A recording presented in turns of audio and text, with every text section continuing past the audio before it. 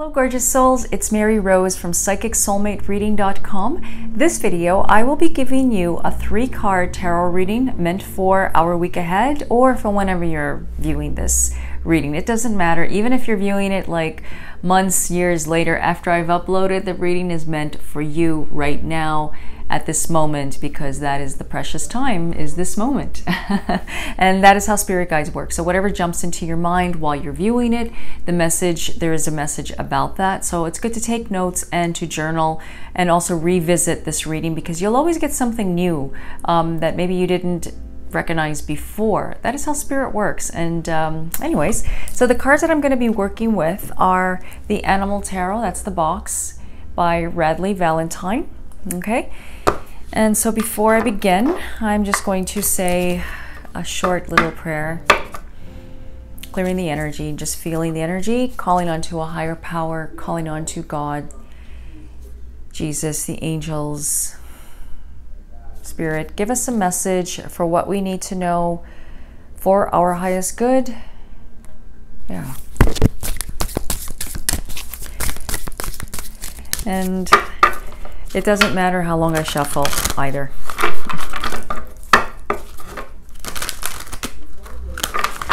Oh, that fell out. I'll just put that aside. I said this was a 3-card tarot reading, but it's actually going to be a 4th card because a card fell out. Okay, so I think that's enough. I got so much stuff on my table. Cutting them in 3 piles. Okay, and so the first card is Ego, and then we have the High Priestess, and then we have Balance. It's interesting. Okay, I'll read the first card to you. The first card is Ego, and it's a Siamese cat getting into mischief. He or she looks like they're getting into mischief. So what the Ego in traditional tarot cards is the Devil card. And the Devil card represents feeling restricted by something of the past, holding on to something. It could also relate to, I read traditional tarot cards. I'm just looking at this and trying to relate to the traditional Rider-Waite format, but it doesn't matter because whatever jumps through will be the message. Okay, and so the Ego tells us that we are holding on to an ego, that a story about ourselves that does not really exist, and it's actually telling you that you need to put down that ego, that made up man-made story that you've had inside about yourself is actually not true, or about someone.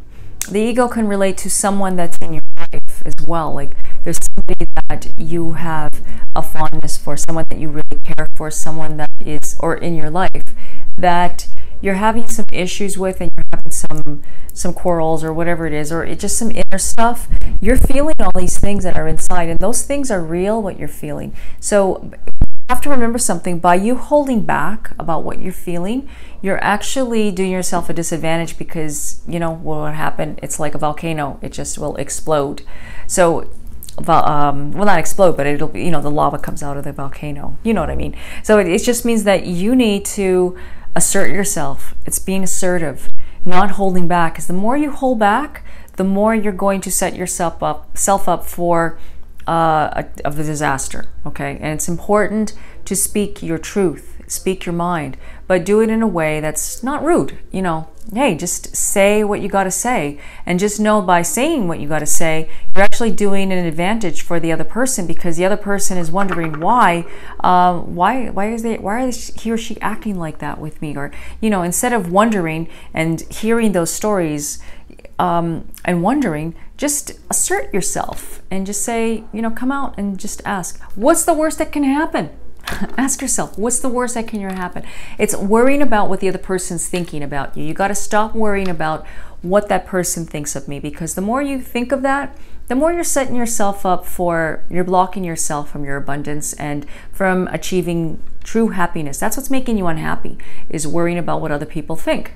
And that's a loved one, that's family, that's people around you, that's friends, acquaintance, everybody, work, co-workers, you name it. Those are people that all are around you that you need to just assert yourself, whatever's coming through and whatever you're feeling, because by holding in that pain or whatever you're feeling towards that person, you're only hurting yourself. Now, it doesn't mean that you have to just attack. It's not about attacking anybody.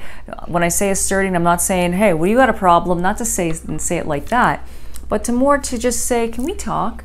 Is there something that I've said or that I've offended you? Like, you can just come out like that. And if it relates to someone that you're in love with and it's a love relationship, well, you know, sometimes you have to just approach it in you have to have like a little bit of a strategy with it. And because when it comes to the matters of the heart, like with love, you know, you have to approach it in a really calmful way and to not offend the other person, because that's how things get escalated.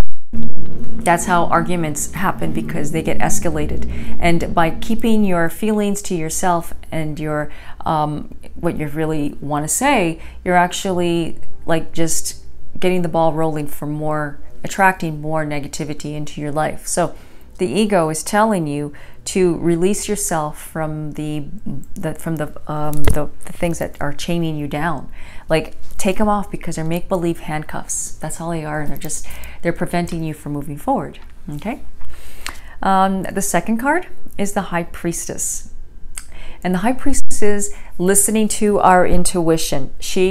That's so funny, because my this is where your third eye is, and that's chakra of the intuition. And it just started to itch for some reason when I was reading that. So that is the third eye chakra, and that is relating to listen to your intuition. That is going within and listening to what is Spirit telling you, Spirit guides telling you. Now, when I say that, I'm talking about, it kind of relates to the ego card, because sometimes it's a little difficult to be assertive because we don't know, we can't identify why we're feeling this towards a person, and why am I feeling like this person has an issue or something with me, or why is this person acting this way, behaving this way? Well, this is where the High Priestess card comes, and she says that you need to sit still and just breathe it out, and go within and just find out, what is your Spirit telling you? What are you feeling? You have to feel the aura. You're psychic, I'm psychic. For me, I have developed my skill and my abilities to enhance and to feel the energies, but I've had it since I was a child. But I'm talking about, we all have that ability. We're spirit becoming human, not human becoming spirit. And we got to get out of our way.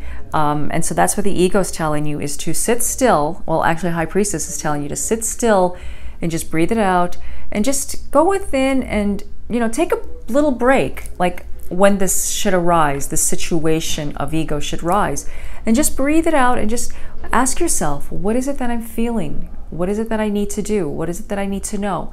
And just, you know, it's not like you're going to hear a magical voice or this voice that's going to say, this is what it is. You're going to hear the voice that's silent within, because that is your intuition, and that is going to tell you what it is that you need to do. And you've got to trust that. Your intuition is right 100% of the time. That's just the way it works. And the third card is Balance, and you can't see it, but it's a zebra. Balance is sorting things out. It's actually going through a slow process of things, but actually harmonizing. It relates to sorting out the difficulties. Balancing. You need to work out a balance plan. You need to organize yourself. You need to get yourself straight and just know that everything that's happening in your life is just lessons, and they're just meant to happen in your life for your highest good, to help you move forward, to help things get better in your life. Okay, so that is what the balance is telling you. It's also reconciliation, sorting out the difficulties. It's like, you know, like if there's somebody that you were like had something like some kind of difficulties with in the past, well, you're going to sort this out with that person, or you're going to get to the bottom of it. That's what it relates to. And then we have the Wheel of Fortune. I love that. It reminds me of Wheel of Fortune. Remember that TV show? I don't know if it's still on the air. I don't watch TV, so Wheel of Fortune, where they used to have the wheel spinning. Anyways, Wheel of Fortune represents a dramatic transformation, and that fell out while I was shuffling. And so what that means is that the wheel is going to dramatically change. Like there's going to be a dramatic transition that's happening for us. And actually, we have a new moon. I'm posting this. I should be. Well, I know I wasn't supposed to say the date, but I'm posting this on the 14th, Monday. But at the same time, the next day is a new moon. It's a new moon in Taurus, but it doesn't matter because there'll be a lot of new moons coming up. Even if you're viewing this after, you can just Google it about a new moon. The new moon is a time to set intentions, and I have posted videos about the new moon. And it doesn't matter any new moon. This is just one new moon that's happening like tomorrow. So you can right now use the new moon for energy and to attract what you want in your life. I have some videos that I posted, and I will just, like I said, I will post them below in the comments below or down there in the description, wherever. So anyways, that was what the wheel is telling you, is to just go with the change. Don't resist the change. Enjoy the change, because changes are about to happen in your life, and enjoy them. Go with the flow. Just be the change. Experience the change. Changes happen in our lives to promote growth.